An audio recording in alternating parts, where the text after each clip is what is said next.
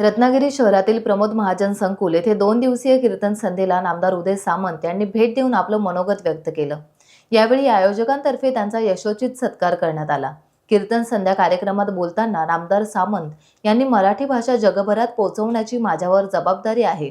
आजवर उद्योगाची चर्चा झाली, पण मराठी भाषेचा प्रचार प्रसार महत्त्वाचा आहे असे ते म्हणाले।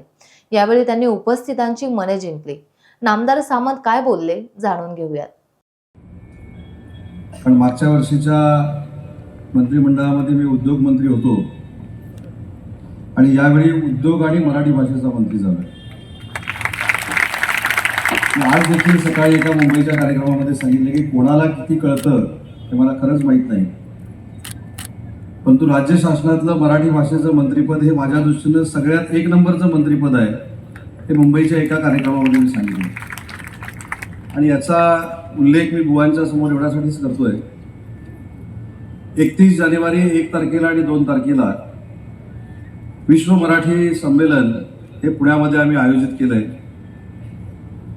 मी नक्कीच आपल्याला स्वतः येऊन भेटणार आहे, परंतु याच कार्यक्रमाचा फायदा घेऊन आज जी माझ्यावर जबाबदारी मराठी भाषा ही जगभरामध्ये पोहोचवण्याची जबाबदारी आलेली आहे, त्यातलाच एक भाग म्हणून मी आपल्याला याच व्यासपीठावरनं त्या कार्यक्रमाचं निमंत्रण देतो। मी येऊन तुम्हाला भेटणार आहे आणि याचा उल्लेख मी करण्यामागचा हेतू एवढाच आहे की राज्यामध्ये किती उद्योग आले, किती उद्योग गेले याच्यावर फार मोठी चर्चा 2.5 वर्षामध्ये झाली, पण मराठी भाषेचं जतन, संवर्धन आणि प्रचार किती झाला ही सध्या आत्मचिंतनाची बाब आहे।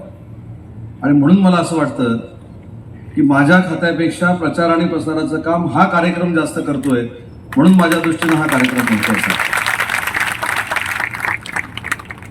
सलग 3 वर्ष मराठी भाषेची विश्व मराठी संमेलनं झाली, पण तिसऱ्यांदा मी मंत्री झाल्यानंतर त्याचा थोडा पॅटर्न बदलला आणि आपल्या मराठी संस्कृतीतले ग्रंथ देखील या संमेलनामध्ये असावेत।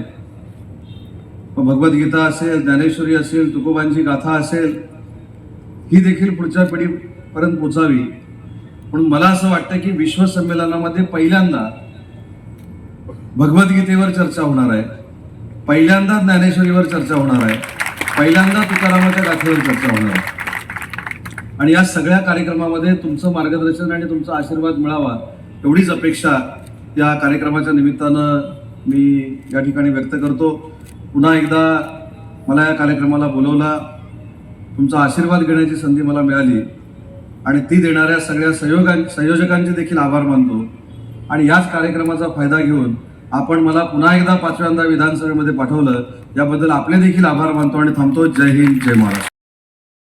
टाइम्स डिजिटलला लाईक करा, शेअर करा, सबस्क्राईब करा आणि बेल आयकॉन दाबायला विसरू नका। Times digital.